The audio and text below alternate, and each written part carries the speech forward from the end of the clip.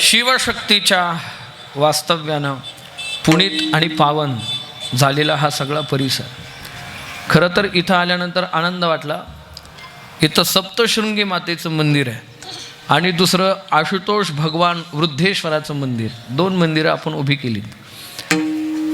खरं तर ही सृष्टी निर्मिती ज्यांच्यापासून झाली ते जगातलं सुंदर जोडपं म्हणजे शिवशक्ती. लक्षात ठेवा. गोस्वामी तुलसीदासजींनी रामायणाला सुरुवात करतानाच या दोघांना वंदन केलेलं आहे. भवानी शंकर वंदे श्रद्धा विश्वासरूपिणो असं म्हटलेलं आहे. यातली भवानी माता हे श्रद्धेचं प्रतीक आहे आणि भगवान शंकर हे विश्वासाचं प्रतीक आहे.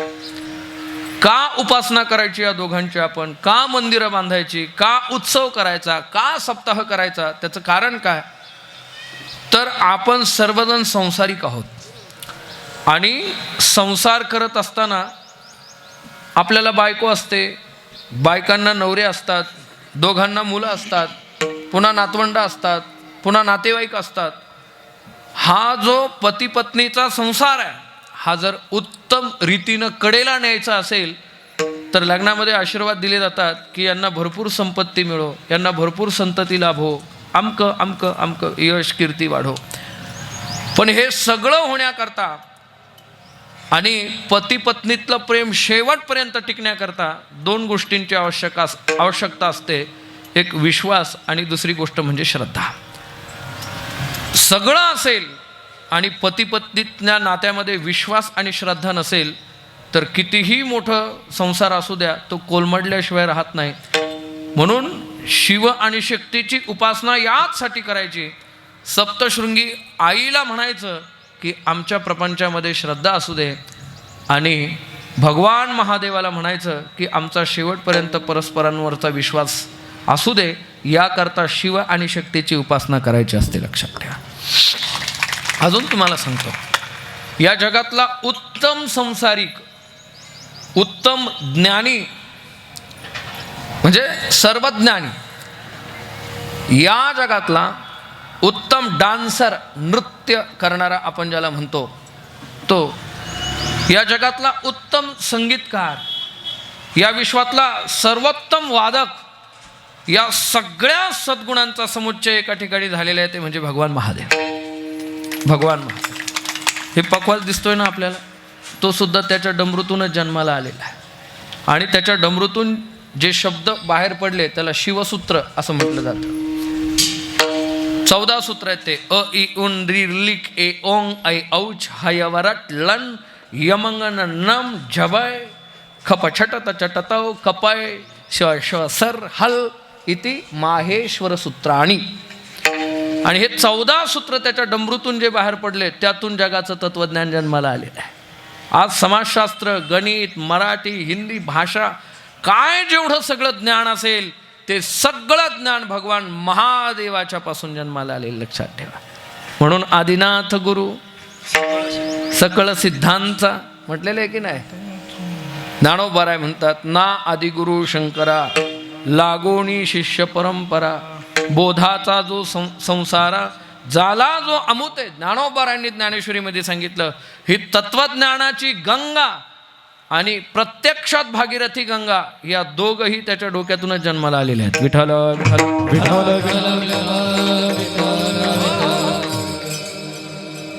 म्हणून जो ज्या क्षेत्रात असेल त्या क्षेत्रात त्याला यश गाठायचं असेल तर त्यानं भगवान महादेवाची आणि पार्वती मातेची उपासना केली पाहिजे.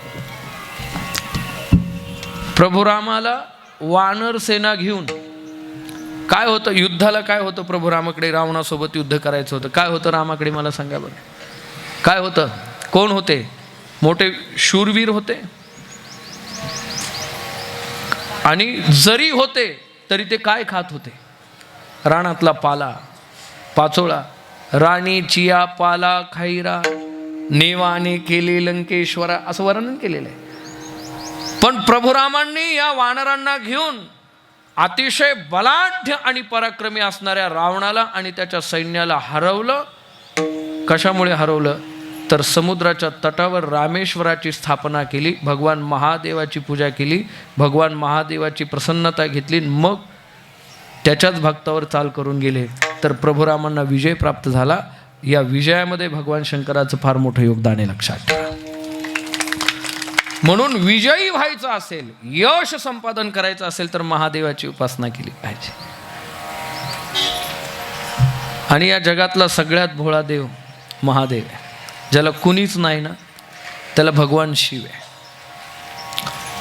एक दिवस सगळे साप एकत्रित आले, भगवान महादेवाला म्हणायला लागले, अरे आम्हाला पाहिलं का काठीच हातात असते, दांडाच असतो, तोंड पाहूनच ठेचतात आमचं म्हणे, आम्ही काय करू? भगवान महादेव म्हणाले, लोक त्रास देतात ना, चला माझ्या गळ्यात येऊन थांब. जो मोठा वासुक होता सर्प, त्याला गळ्यात घालून लॉकेट बनवलं.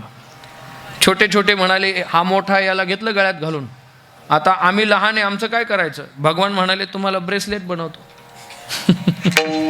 त्या लहानांना दोघांच्या हातांमध्ये घालून घेतलं. काही म्हणाले, आम्ही एकदम लहान पण नाही, एकदम मोठे पण नाही, आम्ही जरा मधलेच आहे, मग तुम्हाला बाजूबंद बनवतो. स्वतःच्या दंडामध्ये साप धारण केले. विंचू आले, ते म्हटले, आमचं काय, तुम्हाला कुंडल बनवतो. उलटे विंचू लटकवून दिले सगळे कानामध्ये, झाली कुंडल तयार भगवान महादेवाची. भूत वेताळ म्हणायला लागले, आम्हाला सगळ्यांना लोक काय म्हणावतात, आम्हाला कोणी चांगलं म्हणत नाही. आणि एखादा मांत्रिक आला की तो बाटलीमध्ये भरून बंद करून ठेवतो, आमचं काय? त्यावेळी त्यांना सांगितलं, घाबरू नका, आपल्या वरातीत नाचायला तुमचीच टोळी येऊ द्या म्हणे सगळे. महाराजांनी वर्णन केलेलं आहे. भूते वेताळ नाचती, भूते वेताळ नाचती, भूते वेताळ नाचती. फक्त बेलाची पानं उलटे ठेवायचे, कुणाचं तरी ऐकायचं, एक लोटा जल सब समस्या हल, फक्त पाणी ओतत राहायचं. पुजारी कंटाळून निघून गेले बरेच. ते म्हटले, पहिलं कुठे गेली होती एवढी भक्ती, कोणी करत नव्हतं, आता अचानक काय भक्तीला महापूर आलाय. म्हणून माता भगिनींनो, भगवान शिवाच्या उपासनेचा अंगीकार कराच, परंतु तो सश्रद्धा असला पाहिजे, अंधश्रद्धा त्याच्यामध्ये नसली पाहिजे. आणि सर्वात महत्त्वाची गोष्ट, भगवान शिवजींचं आचार पहा आणि तसं जगण्याचा प्रयत्न आपण जीवनामध्ये केला पाहिजे. भगवान शिवजींना आपल्यात उतरवण्याचा प्रयत्न करा. तुम्हाला खरं सांगतो, भगवान शिवजींच्या सारखा उत्तम कुटुंब प्रशासक दुसरा कोणी नाही आहे. तुम्हाला कारभारी बनायचं आहे का? शंकराकडे पहा. परस्पर विरोधी स्वभावाची सगळी लोक घरामध्ये राहतात, एकाच घरामध्ये, पण कधीच एकमेकाचं भांडण होत नाही. तुमच्या घरात 10 लोक राहत असतील आणि कधीच कुणी कुणाशी भांडत नसेल, तर तुम्ही खरे शिवाचे भक्त आहे असं समजून घ्यायचं. खरं सांगतो मी तुम्ही. भगवान महादेवाचं वाहन काय? नंदी. आणि पार्वतीचं वाहन काय? काय नाही माहिती तुम्हाला? पार्वती माता कशावर बसलेले? वाघावर, बरोबर ना? वाघ बैल खातो की नाही? मग तो कधी म्हटला का पार्वतीचं वाहन? कधी म्हटलं का शंकराची गाडीच खाऊन टाकतो मी? परस्पर विरोधी आहे, कायम सोबत आहे, पण कधीच एकमेकाकडे वक्रदृष्टी नाही आहे. शंकराच्या गळ्यात काय? साप. साप काय खातो? उंदीर. आणि उंदीर कोणाचं वाहन आहे? तो साप कधी म्हटला का गणपती बाप्पाची गाडी संपवणार आपण? म्हटला कधी? कार्तिक स्वामींचं वाहन काय? मोर. मोर काय खातो? साप. तो कोणाच्या गळ्यात आहे? पण कधी वाईट डोळा ठेवला नाही. हे सगळे परस्पर विरोधी आहेत, परंतु वेगवेगळ्या स्वभावाचे असून सुद्धा सगळ्यांना संघटित ठेवण्याचं काम भगवान महादेवानं केलं. याला उत्तम कुटुंब प्रशासक म्हणतात, लक्षात ठेवा. मुलांना योग्य ते संस्कार दिले भगवान महादेवानं. कायम स्मशानात जरी क्रीडा करत असतील आणि कायम भजन करी महादेव, राम पूजी सदाशिव, श्रीराम जय राम जय जय राम, सतत भजनामध्ये जरी दंग असतील, तरी गणपतीसारखा बुद्धिमान पुत्र ज्यांनी जन्माला घातला, सुताष्ट सुदीह, उत्तम गृहस्थाश्रमाचं हेच लक्षण आहे, तुमची मुलं बुद्धिमान असली पाहिजे. मूर्ख मुलं नसली पाहिजे, लक्षात ठेवा. त्याच्यामुळे बालपणापासून लेकरांना संस्कार दिले पाहिजे. ते देव होते एवढं म्हटलं की मिटला आपला विषय, मग आपण लक्षच देत नाही. पण एक बुद्धिमान मुलगा जन्माला घातला आणि दुसरा दुर्जनांचा कर्दनकाळ, पराक्रमी शूर कार्तिक स्वामींसारखा मुलगा जन्माला घातला, तारकासुराचा वध करणारा, ज्यानं सगळ्या सज्जनांना त्रस्त केलं होतं. म्हणून समाजातली ही झुंडशाही आहे, ती नष्ट करणारा एक पुत्र आहे आणि दुसरा बुद्धीच्या प्रांतातला सर्वज्ञ असणारा गणपती बाप्पा, की ज्याला अग्रपूजेचा मान आहे. हां, याचा अर्थ असा होतो, तुम्ही बुद्धिमान बना, रिद्धी सिद्धी तुमच्या आपोआप घरी येतील. विठ्ठल विठ्ठल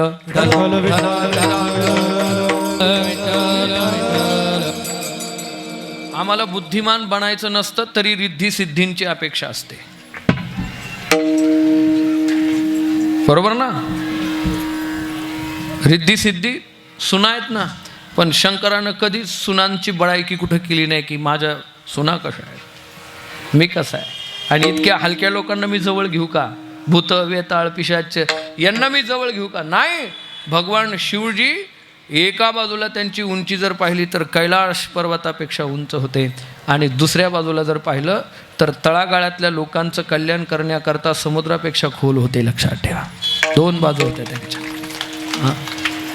म्हणून अशा महादेवाची आपण उपासना करतोय, अशा महादेवाचं आपण मंदिर इथं बांधलेलं आहे, अशा शक्तीचं, सप्तशृंगी मातेचं, जी महिषासुरमर्दिनी आहे, तिचं मंदिर आपण या ठिकाणी उभं केलं.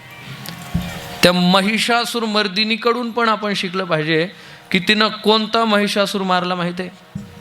मोह महिषासुरमर्दना लागोनी त्रिविध तापाची करावया झाडणी, भक्ता लागी तू पावसी निर्वाणी. आईचा जोग जोगवा मागेल, आईचा जोगवा मागेल, आईचा जोगवा जोगवा मागेल, आईचा जोगवा मागेल. हो, नाथ बाबांनी वर्णन केलेलं आहे. मोह नावाचा महिषासूर. आज आपल्याला सुद्धा जर कोणत्या असुरापासून जास्त धोका असेल तर मोह नावाच्या महिषासुरापासूनच. अर्जुनाला सुद्धा धोका निर्माण झाला, कशामुळे? त्याला गीता का सांगावी लागली? का? जेने संग्रामे हरू जिंतिला, निवात कवचाचा टाहो फोडिला, तो अर्जुन मोहे कवळीला क्षणा माझी. त्याचं वर्णन केलंय, क्षणार्धात मोहानं कवळला गेला अर्जुन. आणि मग वेपथुश्च शरीरे मे असं म्हणणारा अर्जुन शेवटी करिष्ये वचनम तव असं म्हणायला लागला. हे कशामुळे? हे श्रीमद भगवद्गीतेमुळे. म्हणून सप्तशृंगी मातेला किती हात आहेत? ज्योत आणली ना तुम्ही, दर्शन घेऊन आले ना, किती भुजा आहे तिला? 18 भुजा आहे. आणि गीतेला किती अध्याय आहेत? किती? नक्की ना? ज्ञानेश्वरी वाचली ना तुम्ही? किती किती अध्याय आहेत? 18. लक्षात ठेवा, दैत्यरूपी महिषासुराचा वध करणारी महिषासुरमर्दिनी सप्तशृंगी एक, आणि आपल्या प्रत्येकाच्या अंतःकरणामध्ये विकार मोह नावाचा महिषासूर निर्माण झाला, त्याचा नाश करणारी सप्तशृंगी म्हणजे श्रीमद भगवद्गीता आहे. लक्षात ठेवा, तिला 18 भुजा आहे आणि हिच्या 18 भुजा म्हणजे 18 अध्याय आहेत, है का नाही? म्हणून नष्टो मोहा स्मृतिर्लब्ध्वा अर्जुनाच्या मुखातले शेवटचे वाक्य आहे. म्हणून आपले विकार नष्ट व्हावेत याकरता सप्तशृंगी मातेची आपण उपासना केली पाहिजे. भगवान महादेवावर महादेवासाठी प्रेम केलं पाहिजे, याकरता ही मंदिरं आहेत. महाराज किती गोड मंदिरं या सर्कलनी बांधली, फ्रेंड सर्कल. काय नाव? हां, शिवराज. वा. आणि त्यांना राजकीय व्यवस्थेचं सुद्धा उद्धव बापू असतील या मंडळींचं सहकार्य या सगळ्या मंडळींना लागलं.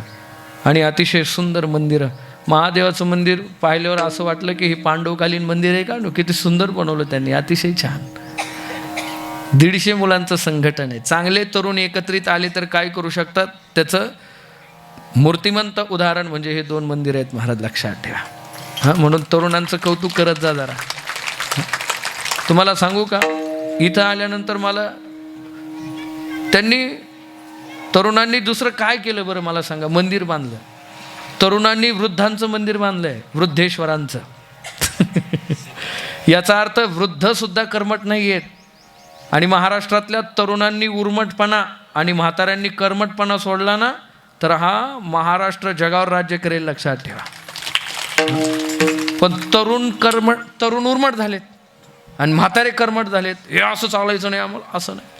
पण इथले म्हातारे सुद्धा, तुका म्हणे वृद्ध होती तरणे रे, वयोवृद्ध माणसं सुद्धा तरुणांमध्ये येऊन तरुणांसारखं राहून सुंदर ज्ञानेश्वरी पारायण करतात, कीर्तन ऐकतात, एवढं सगळं सुंदर वातावरण निर्माण करतात. तुम्हाला खरोखर द्यावेत तेवढे धन्यवाद आहेत. त्याच्यामध्ये प्रामुख्याने काही महत्त्वाची नावं मला डोकेदादांनी सांगितली.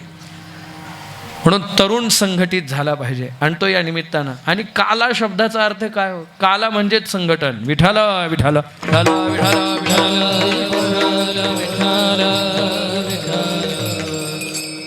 काला म्हणजे एकत्रित येणं. नुसती लाही असती तर तिला काला म्हटलं असतं का लाही म्हटलं असतं? सांगा माता भगिनी. हां, लाहीच म्हटलं असतं. आणि फक्त दही सेपरेट असतं तर त्याला काला म्हणता येतं का? मग काला कधी होतो? दोन पदार्थांचं एकत्रित येणं, याला काय म्हणायचं? दोन पदार्थांचं संघटन होणं, याला काय म्हणायचं? काला म्हणायचं. बरोबर. आता याच्यात काय काय एकत्रित आलेलं आहे सांगा ना? दही, आणि तेव्हा त्याचा प्रसाद होतो महाराज. भिन्न भिन्न विचाराची माणसं, भिन्न भिन्न जातीची माणसं, भिन्न भिन्न धर्माची माणसं, भिन्न भिन्न प्रांताची माणसं एकत्रित येऊन ज्यावेळी विधायक कार्य करतात त्यावेळी खऱ्या अर्थानं तो प्रसाद असतो, तो काला असतो, लक्षात ठेवा. म्हणून कशालाही काला म्हणत नाही. आज जे कीर्तन आहे आपलं, ते कशाचं कीर्तन आहे? काल्याचं. याला प्रसादाचं कीर्तन सुद्धा म्हणतात. भानुदास महाराज वर्णन करतात. भानुदास गीती गात प्रसाद देतो पंढरीनाथ, प्रसाद देतो पंढरीनाथ, प्रसाद देतो पंढरीनाथ. भानुदास गीती गात प्रसाद देतो पंढरीनाथ, प्रसाद देतो पंढरीनाथ, प्रसाद देतो पंढरीनाथ. ऐका, प्रसादाचं कीर्तन म्हणजे काल्याचं कीर्तन. आणि काल्याच्या कीर्तनाशिवाय कुठल्याच साधनेची सांगता होत नाही. जसं मंदिर पूर्ण झालं असं केव्हा म्हणता येतं? मंदिराच्या कामा कळसू, कळत झाला की मंदिर पूर्ण झालं असं म्हणतात. तसं काल्याचं कीर्तन झालं, काला झाला की हाला. पुन्हा संध्याकाळी इथं आला तर इथं कीर्तन नसणार आहे. काला हे परिपूर्णतेचं प्रतीक आहे, लक्षात ठेवा संप्रदायामध्ये. म्हणून त्याला प्रसाद म्हणतात. आणि प्रसाद सगळं झाल्यानंतर असतो. प्रसाद कशाला म्हणतात मग? तर प्रसाद या शब्दाची व्याख्या अशी आहे, जो अनिष्ठाची निवृत्ती करतो आणि इष्टाची प्राप्ती करून देतो त्याला प्रसाद असं म्हणतात. म्हणजे जो वाईट घालवतो आणि चांगलं मिळून देतो त्याला काय म्हणायचं? प्रसाद म्हणायचं. मग काय घालवतो आणि काय देतो काला आपल्याला? तर प्रसादे सर्व दुःखानां हानिरस्योपजायते, गीता सांगते. सर्व दुःखांची हानी करण्याचं सामर्थ्य या काल्याच्या प्रसादात आहे. आणि दुसऱ्या बाजूला प्रसाद असतो प्रसन्नता, आपल्या जीवनामध्ये प्रसन्नता प्राप्त करून देण्याचं सामर्थ्य याच्यामध्ये आहे, काल्याच्या प्रसादामध्ये. मग यातलं नेमकं कोण काय काम करतं? यात काय काय सांगितलं ना मग तुम्ही? दही आणि लाही. मग दही काय काम करतं आणि लाही काय काम करते? निळोबारायांची फार मोठा अभंग गोड आहे. निळोबाराय म्हणतात, यातली जी लाही आहे ना, ती जर आपण भक्षण केली तर आपल्या जीवनातल्या दोषांचं निराकरण होत असतं. लाही दोष घालवणारी आहे. आणि यातलं दही जे आहे त्यातला एक थेंब जरी आपल्या जिभेवर पडला तरी आपल्याला परमानंद प्राप्त करून देत असतो, लक्षात ठेवा. म्हणून हे सामान्य लाही आणि दही नाही आहे. निळोबाराय म्हणतात, एक शीतलाधता हाती दोष देखुनी त्या पळती. या काल्याच्या प्रसादातील एक लाहीचं शीत हातावर जरी पडलं तरी आपले दोष नष्ट होतात. आणि यातला क्षीराचा बुंद निळोबाराय म्हणतात, लाधता होय परमानंद लाधता होय परमानंद लादता होय परमानंद लादता होय निळा म्हणे शिराचा बुंद लागता होय परमानंद लागता होय परमानंद लागता होय परमानंद निळा म्हणे क्षीराचा बोध लादता होय परमानंद लादता होय लादता होय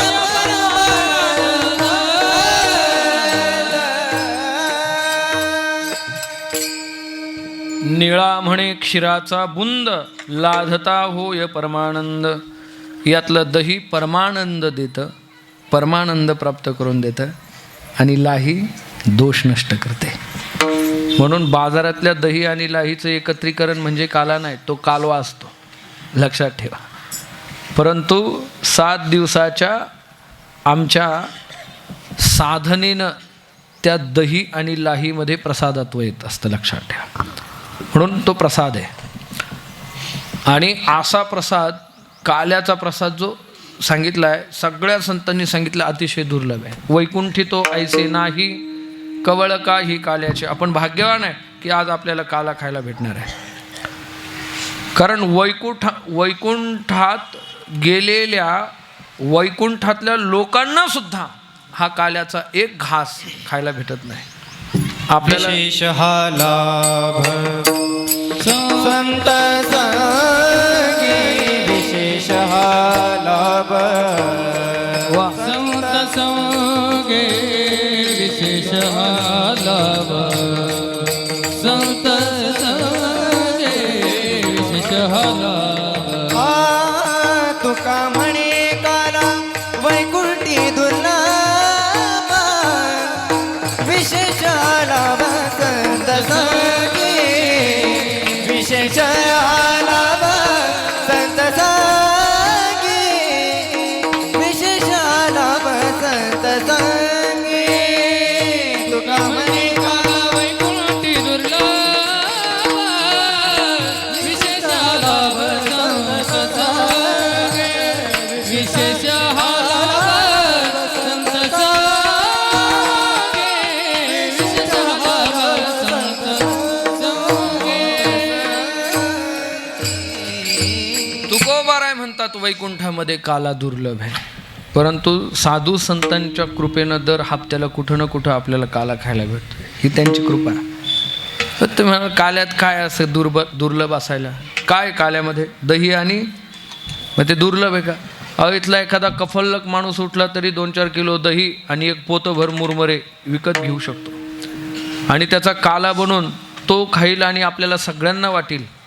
परंतु त्याला काला म्हणत नाही. दही आणि लाही हा काला नसतो, तर दही आणि लाही हे फक्त प्रतिकात्मक काला आहे, हा लक्षात ठेवा. दही म्हणजे काय, लाही म्हणजे काय? दही या शब्दाचा अर्थ होतो भगवंताचं प्रेम आणि लाही या शब्दाचा अर्थ होतो भगवंताचं नाम. दही आणि लाही दुर्लभ नाही आहे, भगवंताचं नाम आणि प्रेम दुर्लभ आहे. म्हणून हरिनामाचा खिचडी काला प्रेमे मोहिला साधने. दही प्रेमाचं प्रतीक आहे आणि लाही भगवंताच्या नामाचं प्रतीक आहे. आणि या दोनही गोष्टी दुर्लभ आहे, लक्षात ठेवा.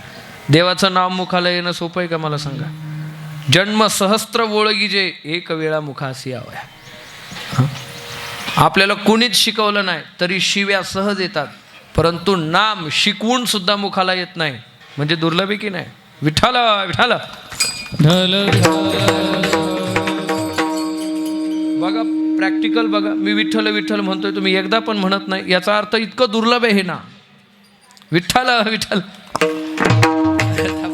आता कशाला म्हणतात? मी सांगितलं, नाम दुर्लभ आहे की नाही? भगवंताचं नाम दुर्लभ आहे, लक्षात ठेवा. आमचे तुकोबाराय म्हणतात, तिळ तिळ पुण्य साचा पडे तरी हे बहुता जन्मी जोडे. नाम तुझे वाचेसी आतुडे समागम घडे संतांचा. तिळा तिळा इतकं पुण्य एकत्रित यावं लागतं. आणि किती जन्माचं? एका जन्माचं नाही, मग तरी हे बहुता जन्मी जोडे. अनंत जन्मांचं तिळा तिळा इतकं पुण्य एकत्रित यावं लागतं, तेव्हा कुठं देवाचं नाम मुखाला येतं. अनंत जन्मीची असेल पुण्य सामग्री, तरीच नाम जिव्हाग्री येईल श्रीरामाचे. वाल्या कोळ्याच्या मुखात मरा येत होतं की मारा येत होतं? काय त्याला नारद मुनींनी काय म्हणायला सांगितलं होतं? राम. आणि तो काय म्हणायचा? मरा. तुम्ही तो विद्वान लोक आहेत राहू इथली सगळी. काय म्हणायचं तो? मारा म्हणायचा. आता मला सांगा, म रा आणि राम याच्यामध्ये वेगवेगळी अक्षर आहेत का? एकच आहे ना. मग त्याला र पण म्हणता येत होतं, म पण म्हणता येत होतं, रा म्हणता येत होतं, म म्हणता येत होतं. मरा म्हणत असताना, मारा म्हणत असताना दोनही वर्णांचा उच्चार होतो की नाही? होतो. मग त्याला मरा मारा म्हणता येत होतं, राम का म्हणता येत नव्हतं? त्याचं कारण आहे, मरा म्हणण्यासाठी पुण्य असावं लागत नाही, राम मुखाला येण्याकरता पुण्य असावं लागतं. लक्षात ठेवा. म्हणून त्याला मरा म्हणता येत होतं, पण राम म्हणता येत नव्हतं. म्हणून भगवंताचं नाम दुर्लभ आहे. म्हणून लाह्या हे नामाचं प्रतीक आहे आणि दही हे देवाच्या प्रेमाचं प्रतीक आहे. विठाला विठाला विठाला. नाम जसं दुर्लभ आहे तसं देवाचं प्रेमही दुर्लभ आहे. आपण ज्याला प्रेम समजतो ते प्रेम नाही आहे. प्रेम हा शब्द संसारातला नाहीच मुळात. खरं सांगतो मी तुम्हाला. पती पत्नी म्हणतात आमचं परस्परांवर प्रेम आहे. मग प्रेम आहे तर त्या नात्यामध्ये घटस्फोट का असतो? मग सुरुवातीला फार प्रेम असतं, नंतर ते घटत घटत जातं, घाटात येतं आणि त्याचा स्फोट होतो. त्याला काय म्हणतात? काय विद्वान आहे तुम्ही, वा. काय म्हणतात त्याला? माझ्या एका मित्राचं लग्न झालं. मी एम.ए.ला होतो तेव्हाच झालं. तो मला म्हटला, महाराज माझं लग्न झालं. म्हटलं चांगलं झालं. कशी आहे तुझी बायको? तो म्हटला माझी बायको चंद्रमुखी. बघा कशाची उपमा दिली त्यानं बायकोला. दुसऱ्या वर्षी भेटला. म्हटलं कशी रे तुझी चंद्रमुखी? तो म्हटला सॉरी महाराज, मला वाटलं होतं चंद्रमुखी आहे, पण ती मागच्या वर्षी चंद्रमुखी वाटली, ह्या वर्षी चंद्रमुखी नाही. म्हटलं कोण आहे मग? मग त्यानं सांगितलं ह्या वर्षी सूर्यमुखी येते. पुन्हा पुढच्या वर्षी भेटला. मग मी त्याला काय विचारणार, कशी आहे रे तुझी? सूर्यमुखी. मी त्याला म्हटलं कशी आहे तुझी सूर्यमुखी? त्यानं सांगितलं महाराज ती चंद्रमुखी पण नाही सूर्यमुखी पण नाही. म्हटलं काय? म्हणे नुसता ज्वालामुखी आहे. म्हटलं मग त्याला विचारलं चंद्रमुखी ते ज्वालामुखी असा कसा प्रवास झाला? त्यावेळी त्यांनी मला सांगितलं पहिल्या वर्षी मी काही बोललो तरी ऐकायची, तिच्यातली शीतलता जाणवली चंद्रासारखी म्हणून चंद्रमुखी म्हणा. दुसऱ्या वर्षी ती मला बोलायची, मला तिच्यातली प्रखरता जाणवली म्हणून सूर्यमुखी. आणि आता तिसरं वर्ष लागलंय 2 महिन्यापासून, मला तिचं बोलणं सहन होत नाही, तिला माझं बोलणं सहन होत नाही. मी लाटणं फेकून मारलं की ती मला पळपट फेकून हाणते म्हणे. अख्ख्या घरात ज्वालामुखीचा उद्रेक, अख्खी गल्ली पाहायला येते. कुठं राहिलं प्रेम? विठाला महाराज प्रेम कशाला म्हणतात? प्रेम म्हणजे अंतःकरणाची स्नेहभावाची वृत्ती, त्याला प्रेम म्हटलेलं आहे. आणि हे जे प्रेम आहे ना, हे फक्त आणि फक्त भगवंताकडूनच आपल्याला मिळतं. प्रेम देवाचे हे देणे. म्हणून तुकोबाराय देवाच्या समोर भिकारी होऊन उभे राहिले. ठाकलो से द्वारी उभा याचक भिकारी, मज भिक काही देवा प्रेम भातुके पाठवा. स्वतः भिकारी होऊन देवाला प्रेम मागतात जगद्गुरु तुकोबाराय. भिकाऱ्याच्या भूमिकेत जाऊन देवा तुम्हाला प्रेम दे, प्रेम दे. महाराज खरं प्रेम जे असतं ना ते अनिर्वचनीयम प्रेम स्वरूपम, प्रेमाचं मुख्य लक्षण आहे. नारद भक्तिसूत्रामध्ये सांगितलेलं आहे, जे वचनाद्वारे व्यक्त केलं जात नाही त्याला प्रेम असं म्हणतात. अनुभव चित्ता चित जाणे, चित जाणे अनुभव चित्ता चित जाणे, चित्ता चित जाणे, अनुभव चित्त चित्त प्रेम नाही सांगता बोलता दाविता, प्रेम नाही सांगता बोलता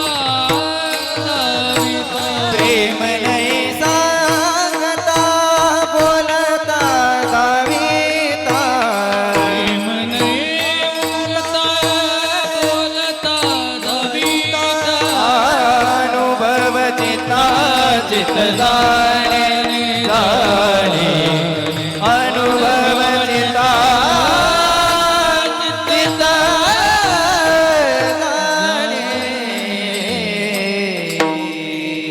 म्हणतात प्रेम नाही सांगता बोलता दाविता. ते सांगता येत नाही, ते बोलता येत नाही आणि ते दाखवता पण येत नाही. ते फक्त दोन चित्तांचा अनुभव दोन चित्तांना असतो. याला प्रेम म्हणतात महाराज. गोदावरी नदीत एखादा पडला पुरामध्ये आणि वाहून चालला. तो म्हणतोय मी बुडालो मला वाचवा, मी बुडालो वाचवा मला, अरे मी बुडालो वाचवा मला. असा जो म्हणतोय तो पाण्यात बुडालेला आहे का नखशिखांत? जो म्हणतोय मी बुडालो तो बुडालेला आहे का? आणि जो बुडाला त्याला मी बुडालो असं म्हणता येतं का? येतं म्हणता? हां, अनुभव चित्ता चित्त जाणे. जो नखशिकांत बुडाला त्याला मी बुडालो म्हणायला तो शिल्लक राहत नाही. आणि जो म्हणतोय मी बुडालो तो अजून बुडालेला. जी लोक म्हणतात ना आमचं तुमच्यावर फार प्रेम आहे बरं का, एक नंबरची लबाड समजून चालायचं आपण लक्षात ठेवा. कारण ते म्हणण्याची गरजच नाही. प्रेम ही अंतःकरणाची एक अवस्था आहे, लक्षात ठेवा. वृत्ती आहे, स्नेहभावाची वृत्ती आहे. त्याच्यामध्ये गुणरहितम कामनारहितम प्रतिक्षणवर्धमानम अविच्छिन्नम सूक्ष्मतरम अनुभवरूपम इति प्रेमस्वरूपम. 6 लक्षणं आहेत खऱ्या प्रेमाची. गुणरहितम, आपल्यावर समाज जो प्रेम करतो तो गुणासाठी प्रेम करतो. वाजवता येतं म्हणून तुम्ही या लोकांना बोलवलं, गाता येतं म्हणून बोलवलं. बरोबर मोरे साहेब, दादा बरोबर ना? कीर्तन करता येतं म्हणून कीर्तनकार तुम्ही बोलवले. जर उद्या मला कीर्तन करता येत नाही असं तुम्हाला कळालं तर मी तुम्हाला पैसे दिले तर तुम्ही मला इथं बोलवणार नाही. बरोबर आहे की नाही? गुणावर प्रेम करतो समाज. व्हावा वाटे जाना तुका मनेसाठी गुणा, तुका मनेसाठी ना तुका मनेसाठी गुणा. व्हावा वाटे जना तुका म्हणेसाठी गुणा. गुण असेल तर समाज तुमच्यावर प्रेम करेल, पण भगवंताचं प्रेम तसं नसतं. गुणरहितम, गुणाच्या पलीकडे जाऊन. आई लेकरावर प्रेम करते, ते गुण पाहून करते का? आईला देव प्रसन्न झाला, 2 मुलं आहेत आणि आई शेवटची घटका मोजते. देवानं सांगितलं तुझ्या 2 मुलांपैकी एकाच मुलाचं कल्याण तुला माझ्याकडून घेता येणार आहे. बोल, तुझा मोठा मुलगा गुणी आहे आणि लहान पोरगा अवगुणी आहे, कुणाला आशीर्वाद देऊ? आई काय म्हणेल? हां, आई म्हणेल गुणी सेटल आहे, वेल सेटल आहे. अवगुणीच भरकटतोय, त्याला तू आशीर्वाद दे आणि त्याला सन्मार्गाला आण. आई जसं अवगुणावर प्रेम करते ना तसं भगवंताचं प्रेम हे गुणावर नाही, गुणाच्या पलीकडे असतं. गुणावगुणांसहित स्वीकारतो भगवान आपल्याला. म्हणून गुणरहितम पहिलं लक्षण आहे. कामनारहितम, भगवंत खऱ्या प्रेमामध्ये कुठलीच इच्छा नसते, कामना नसते. जयाचे ठाई पांडवा अपेक्षेनाही रिघावा, सुखासी चढावा जयाचे असणे. कुठलीच कामना नसते, इच्छा नसते. हनुमंतरायांनी प्रभुरामावर प्रेम केलं, कामना ठेवून केलं की कामनारहित प्रेम केलं? हनुमंतरायांनी प्रभुरामांनी सांगितलं हनुमंताला जा लंकेमध्ये सीताशुद्धी करून ये. त्यावेळी ते म्हटले का बायको तुझी आहे माझी नाही आहे, मी तुझ्या बायकोचा शोध लावतो पण त्या बदल्यात तू मला काय देशील ते सांग, मगच पुढचं पाऊल टाकायला, नाहीतर मग आपलं पहिलं ठरून घे. विठ्ठल विठ्ठल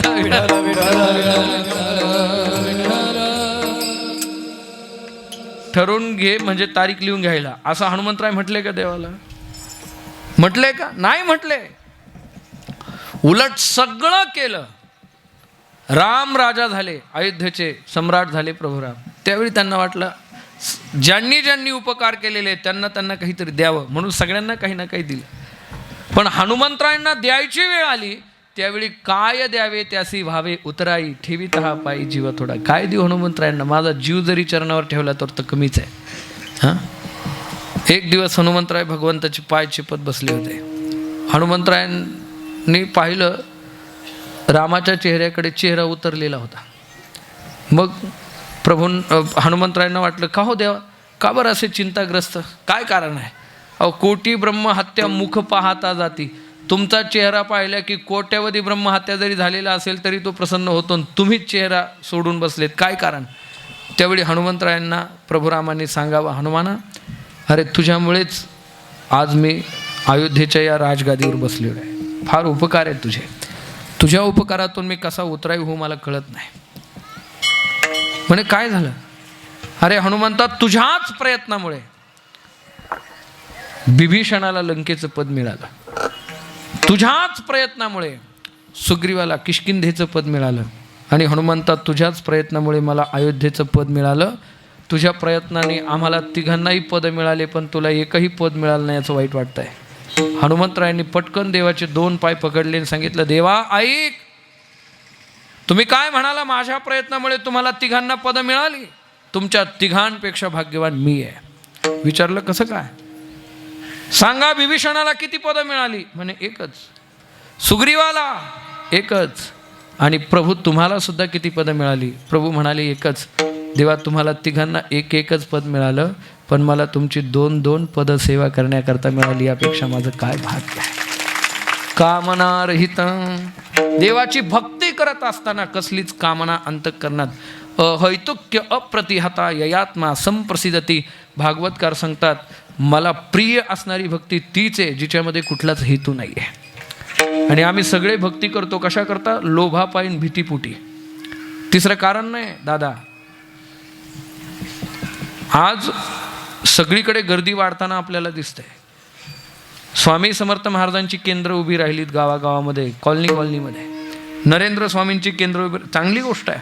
आपला सनातन, आपण देवाशी दलाली करतोय, व्यापार करतोय देवाशी, लक्षात ठेवा.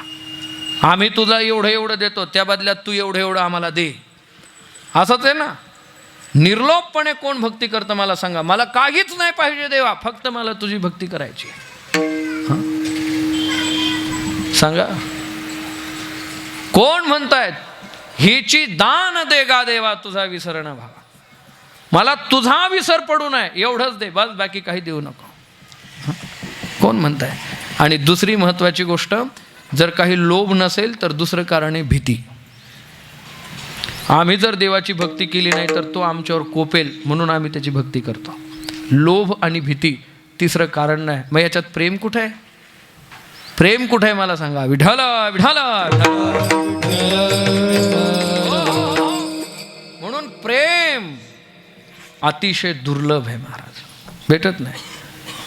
हल्लीच्या प्रेमाला ऊत आलाय. डांबरी रस्ता जरी तयार केला ना तरी त्याच्यावर काडकीनं प्रेम व्यक्त केलं जातं. संडासच्या भिंती सार्वजनिक ठिकाणी आमचे प्रेम व्यक्त करण्याचे ठिकाणं, खेड्यातले बंधारे सिमेंटचे, त्याच्यावर ते चित्र वगैरे विचित्र काढून आम्ही प्रेम व्यक्त करतो. अरे हे प्रेम असतं का?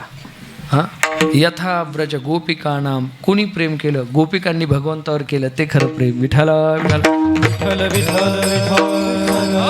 एकच उदाहरण सांगतो मी तुम्हाला प्रेमाचं. खरं प्रेम काय असतं ते.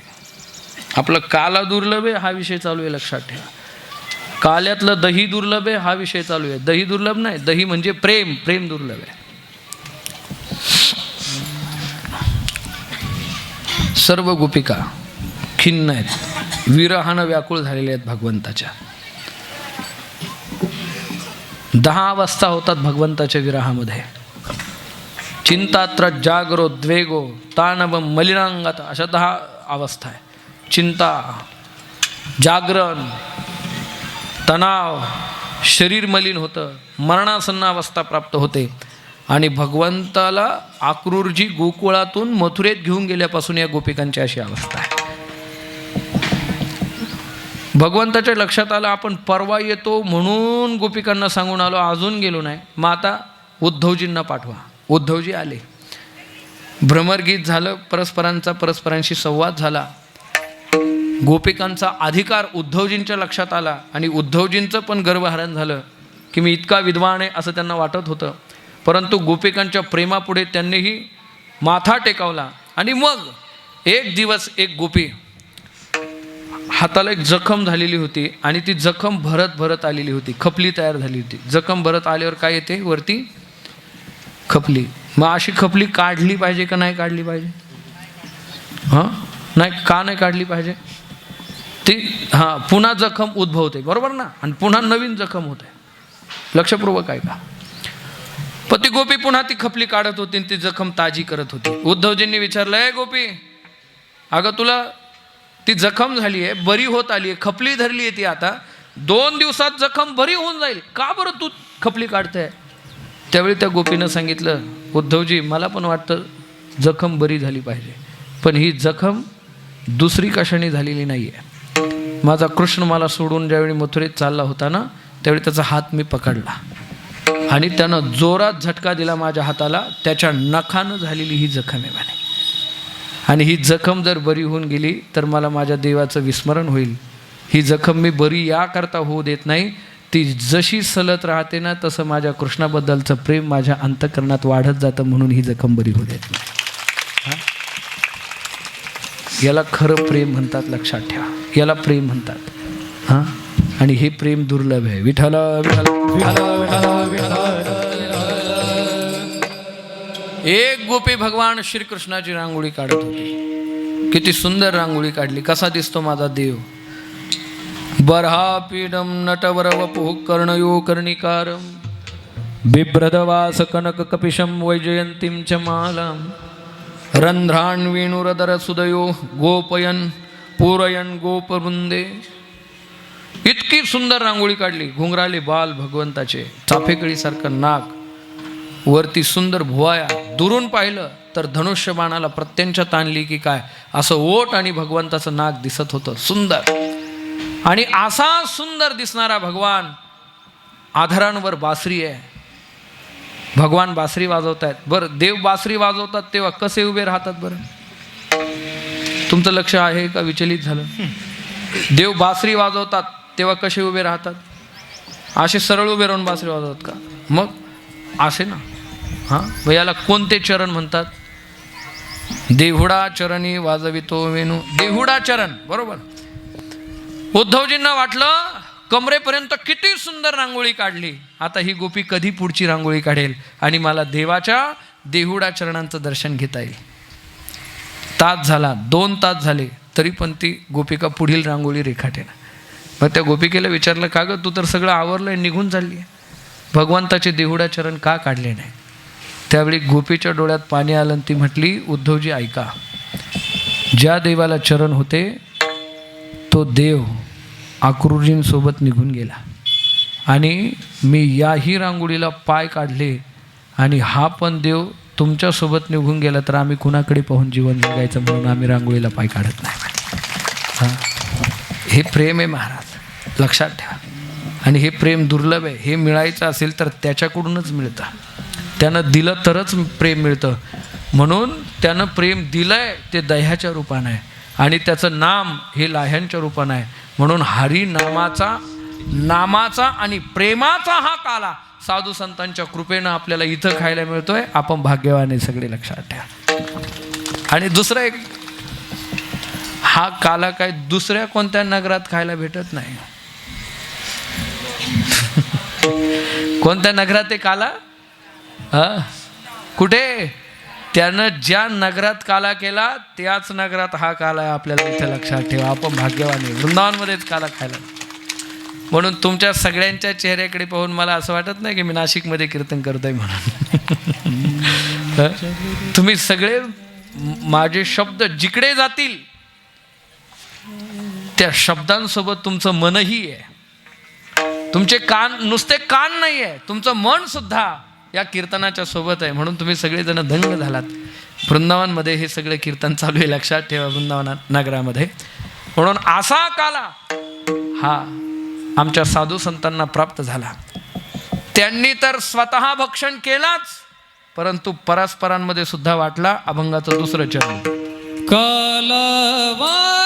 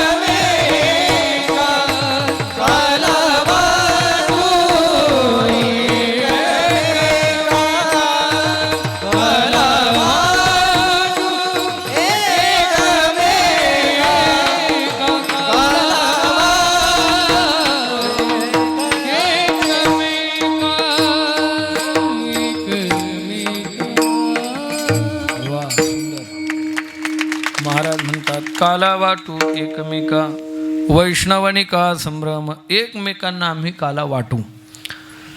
महाराज, माणसांना खाता येण्यापेक्षा वाटता येणं महत्वाचं आहे.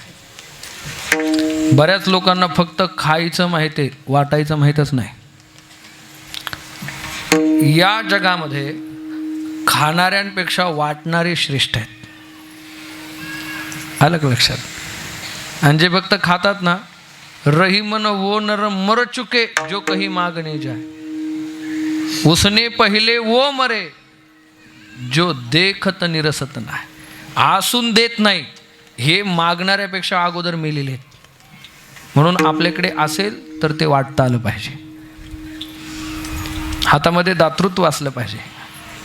वाटण्यासाठी दातृत्व असावं लागतं, लक्षात ठेवा.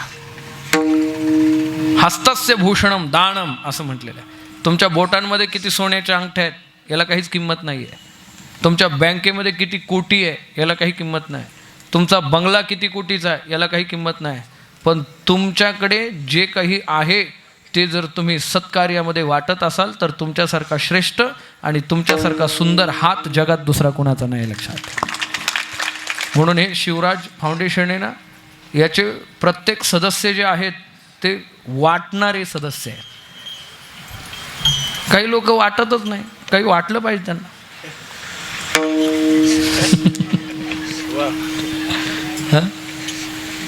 काहीच वाटत नाही आणि त्यांना त्याचं काहीच वाटत नाही. हे काहीच न वाटणारे आणि आम्ही वाटत नाही म्हणून त्याचं काहीच ज्यांना वाटत नाही ते एक दिवस वाटत आल्याशिवाय राहणार नाही. विठ्ठल विठ्ठल.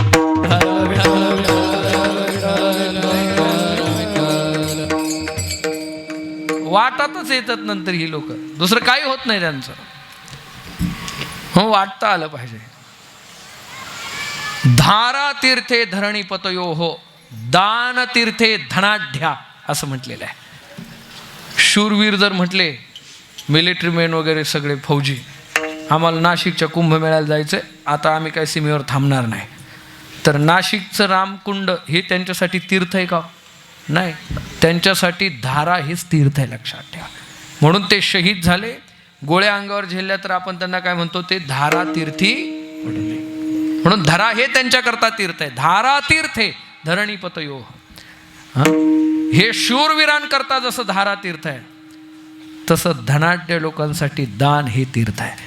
ते कुंभमेळ्यात गेले नाही तरी चालेल, परंतु त्यांनी सत्कर्माला सहाय्य केलं तर तेच त्यांच्यासाठी मोठी तीर्थयात्रा आहे, लक्षात ठेवा. धारा तीर्थे धरणी पतयो हो दान तीर्थे धनाढ्या लज्जा तीर्थे कुलयवतय पातकम क्षालयंती असं वेगवेगळे विद्यातीर्थे जगती विबुधा साधव सत्यतीर्थे गंगा तीर्थे मलिन मनसो योगिनो ध्यान तीर्थे असं वर्णन केलेलं आहे वाचस्पती मिश्रांनी. म्हणून दान हे तीर्थ आहे, वाटता आलं पाहिजे. आणि कुणी वाटलं, जगद्गुरु तुकोबाराय म्हणतात, काला वाटू एकमेका. आणि काहीही नाही वाटलं पाहिजे तर लोकांना प्रसन्नता वाटता आली पाहिजे, लोकांना आनंद वाटता आला पाहिजे. विठ्ठल विठ्ठल.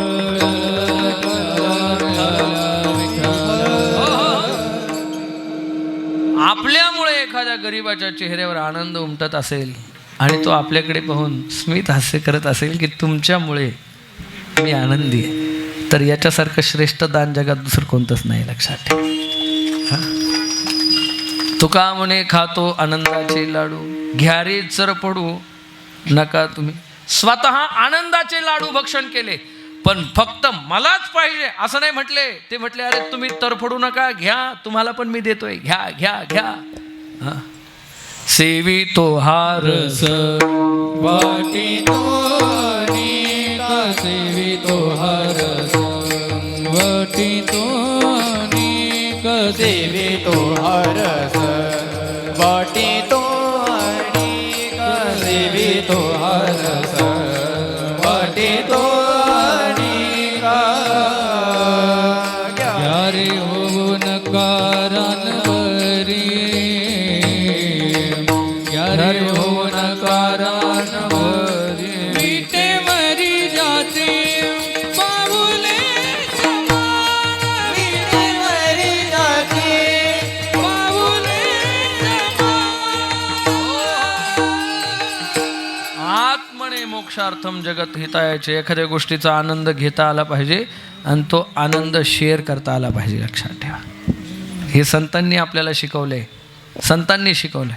आनंद एकट्यानं कधी उपभोगायचा नसतो. आम्हाला जो आनंद मिळाला, सेवितो हा रस, वाटितो अनेकांना मी तो रस वाटतोय. घ्या रे, तुकाराम महाराज म्हणतात, घ्या रे, होऊ नका रान भरी, इकडे तिकडे फिरू नका. आम्ही जो आनंद तुम्हाला वाटतोय तो तुम्ही घ्या. विठ्ठल विठ्ठल विठ्ठल विठ्ठल विठ्ठल विठ्ठल. हो.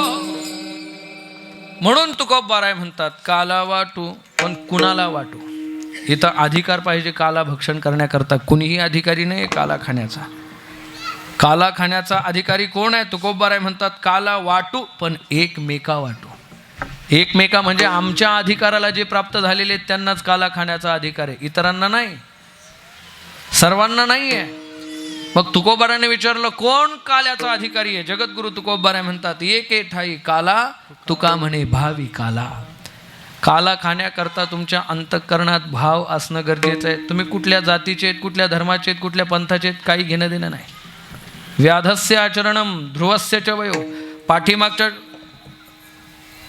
काळामध्ये तुमचं काय आचरण होतं हे सुद्धा भगवंत पाहत नाही. लक्षात ठेवा, जर पाठीमागचं आचरण पाहिलं असतं तर वाल्ह्या कोळी वाल्मिक ऋषी झाला नसता. आलं लक्षात? तुका म्हणे पूर्व नाठवे श्रीहरी, मूळ जो उच्चारी नरक त्यासी. गीता वाचा, आपिचेत सुदुराचारो भजन्ते मामनन्य भाग साधुरेव समंतव्य. सम्यक व्यवसितो ही सहा आचरण पाहता सुभटा. दुष्कृताचाची कीर सेल वाटा, परी जीवित वेचिले चोहटा भक्तीची आकी. पूर्वाश्रमीचं आचरण चुकीचं असू द्या, परंतु पश्चाताप दग्ध अंतःकरणानं जर तुम्ही इकडे आलात तर भगवंत तुमचा स्वीकार करतो. लक्षात ठेवा, करतो की नाही? करतो ना. पाठीमागचं आचरण पहा तुम्ही. मगाशीच आमचे डोकेदादा कुठे गेले आहे का? डोकेदादा म्हणत होते, आमच्या गुरूंनी मला एवढं मोठं बनवलं म्हणतात. मी एक पोलीस खात्यातला माणूस, परंतु आज वारकऱ्याचं धोतर लावायला लागलो. ही कृपा जर कुणाची असेल तर आमच्या गुरूंची कृपा आहे, त्यांनी सांगितलं. तुम्ही मागे काय केलं हे भगवंत कधी पाहत नाही. तुम्ही आत्ता काय करताय आणि तुमच्या अंतःकरणात श्रद्धा भाव किती आहे. देव भावाचा भुकेला हाची दुष्काळात याला. ऐका, आणखी महत्वाचं सांगतो तुम्हाला. तुमचं वय इथं महत्वाचं नाही आहे. काही लोक म्हणतात, अजून कुठे रिटायर्ड झालो, आम्हाला परमार्थ करायचा आहे, पण लगेच का अजून थांबानं म्हणतो, अजून काय म्हातारे झालो का? अरे म्हातारा झाल्यावर तुला सरकार सुद्धा नोकरीवर ठेवत नाही, देव तुला भक्ती करून देईल काय?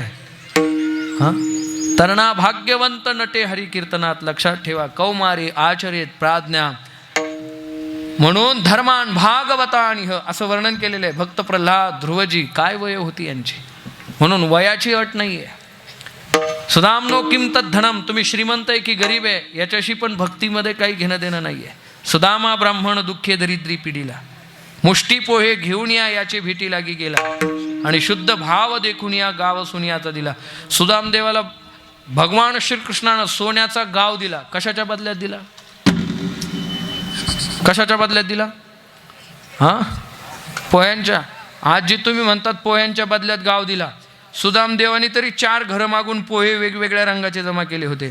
आता तुम्ही जरी निघाल्या ना, नुसता पदर झटाकला तर 1 क्विंटल पोहे तुम्ही विकत घेऊ शकता. एवढं सामर्थ्य तुमच्यामध्ये आहे ना. मग जा बरं क्विंटल भर पोहे घेऊन आणि द्या म्हणा सोन्याचा गाव. मला देईल का? देईल का? अरे देव काय पोह्यांच्या बदल्यात आणि मुरमुऱ्यांच्या बदल्यात गावं देत नसतो. घेऊन या पोहे गेला, पण शुद्ध भाव देखून या गाव सोनियाचा दिला. लक्षात ठेवा, घेऊन या पोहे गेला पण भाव देखून या गाव दिला. म्हणून तुम्ही श्रीमंत आहे की गरीब आहे, भक्तीमध्ये याचं काही घेणं देणं नाही आहे. लक्षात ठेवा. अजून तुम्हाला पुढे सांगतो, तुम्ही दिसायला सुंदर आहे की क्रूप आहे याच्याशी काही घेणं देणं नाही. हां, सौंदर्य गुणांचं असलं पाहिजे, रूपाचं काय? अरे रूपाचं सौंदर्य सगळ्यांचं जातच. या नाशिकमध्ये एक नटी राहत होती, तिला भाकरी घालायला कोणी नव्हतं शेवटच्या काळात, आणि 1 दशक गाजवलेलं आहे तिनं. हे खोटं नाही सांगत मी तुम्हाला. हां, राम तेरी गंगा मैलीमध्ये तिनं काम केलं. कुठं गेलं तुमचं रूप आणि सौंदर्य? महाराज काय ते, चढता सूरज धीरे धीरे ढलता ही ढल जाएगा. लक्षात ठेवा. हळूहळू मावळतीला जाणार आहे. म्हणून रूपाकडे लक्ष देण्यापेक्षा सद्गुणांकडे लक्ष द्या. गुणाचं सौंदर्य, भावाचं सौंदर्य वाढवलं पाहिजे आपण. तुम्ही किती कुलवाणे हे पण भगवंत पाहत नाही. विदुरांचं कोणतं कुळ होतं मला सांगा. त्यांच्या घरी कण्या भक्षण केला. विदुरा घरच्या भक्षुनी कण्या परम आनंदे जा मन मोहन मुरलीवाला. मग काय पाहतो भगवंत? भगवंत फक्त तुम्हाला प्रसाद हवा असेल तर भगवंत म्हणतो की भक्त्या तुष्यती केवलम नच गुणैर भक्ती प्रियो माधवा. आम्ही भावाचे पाहुणे भलतेया. आम्हाला भावाचा पाहुणचार अपेक्षित आहे. म्हणून एके ठाई काला तुका म्हणे भाविकाला. तुमच्याकडे काहीच नसेल पण भाव असेल तुकोबाराय म्हणतात काला वाटू एकमेका. जे भाविक आहेत त्यांना आम्ही काला वाटू. शहाणे लोक मेले तरी त्यांना आम्ही देणार नाही. शहाणे मरती तरी नाही. बाळक्रीडेतलं प्रमाण आहे. तुकोबाराय म्हणतात शहाणे मेले ना तरी तुम्हाला देणार नाही काला. पण तुम्ही जर भाविक असाल, या ब्रह्माधिकांना वाकल्या का दाखवल्या? ते शहाणे म्हणून. आणि भक्तीमध्ये शहाणे लोक चालत नाही, भाविक चालतात. विठ्ठल विठ्ठल.